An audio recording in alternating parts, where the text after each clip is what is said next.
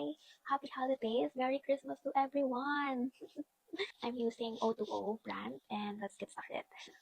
Nakapag-moisturize na ako ng face ko, nakapag-sunscreens na lang. First, magkikilay muna ako. Kilay muna yung inuuna ko first sa makeup ko. So, ito yung tint niya. So, start na tayo. This one is the baby cushion. Kamusta naman ang mga halit ang Christmas nyo? Ano yung Noche-Buena nyo? Nakakamiss. Nakakamiss yung Pasko sa Pinas, yung mga ngarolinta, yung mamamas ko ka. And then, next naman natin is blush on. So, I'm using the O2O again. And the shade of 08. Pwede siya sa cheeks, and then pwede siya sa eyelid mo. And then, pwede din siya sa lip. Na-spread ko lang siya ng ganyan. Pantay ba, be? Parang hindi pantay. Gayusa lang natin na rin yan sa eyelid.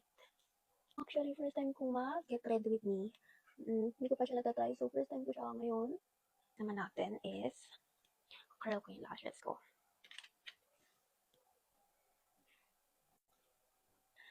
Gift pa to sa akin ng sister ko.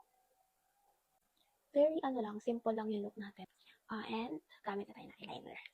Ganito mo lang siya. Then, next naman natin is lipstick na. So, I have this one bullet lippy.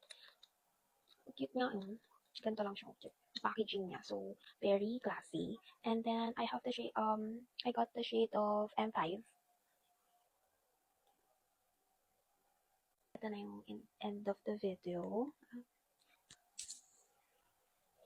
Ayusin ko lang yung hair ko. Patuyuin ko lang. Like that.